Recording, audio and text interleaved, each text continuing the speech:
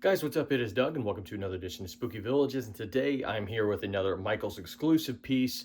And this is one that I thought looked interesting in pictures, but it looks really, really good in person. I'm excited to talk about it.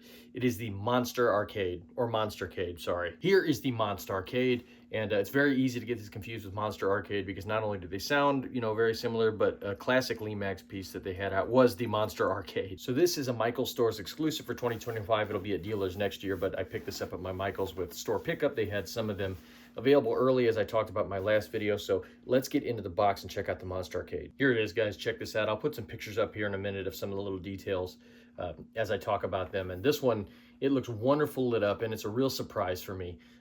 It's a surprise because, I guess the surprise in itself is surprising because I figured I'd probably like this piece, but I didn't know I'd like it as much as I do whenever I saw the pictures of it. It looks so nice lit up, but let's talk about the details of it first.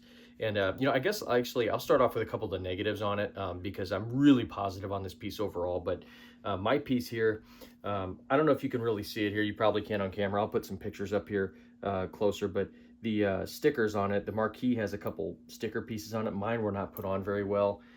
I tried before getting on camera here to re-put them on as best I can.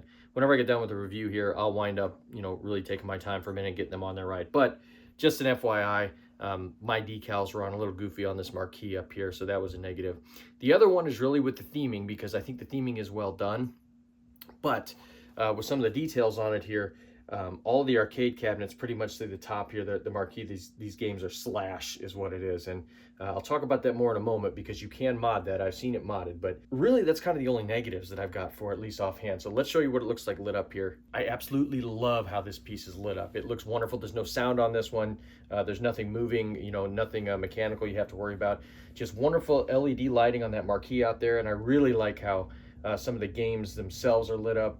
I love the sign outside, or I guess the top of it there with the big arcade machine, which kind of looks like a monster with, it's got like teeth under it. It looks very, very cool and thematic. I absolutely love those pixelated skulls out there, which are very reminiscent of Pac-Man. And this piece just makes me very nostalgic for arcades. I grew up in arcades. I was a kid, a young kid in the early 90s, late 80s, early 90s. I spent a lot of time in the arcades playing Mortal Kombat, Primal Rage, The Simpsons, X-Men, NBA Jam, all of those type of games. I was in the arcade, and I'm still a big game nut too. So that's why I was saying it's kind of a missed opportunity that all of them say slash, or at least almost everything says slash on it. There's a couple details for signs on the side of it that don't say that, but the games themselves all say slash. So when I talk about modding it, that's actually something you can do to it. I've already seen people do it. If you want some of the variety in games, you can put your own game titles on them, and it really, really makes the arcade look solid then. And again, people have been doing it already. I've seen pictures of it, and it doesn't seem like it's that very, it's very difficult. That's what I plan to do with mine. Outside of the slash thing, though, there are some other really nice details. I love the kilobyte snack bar that's on the side of the building here. It's very thematic. I love the tokens thing with the skull or the skeleton on top of it. I haven't been in an arcade in a while. I'd assume they probably still use tokens. You don't actually put like quarters in. It's at least most of the ones I went to. You had to go to the token machine and get it exchanged. So I love how there's a token machine there. It's very cool.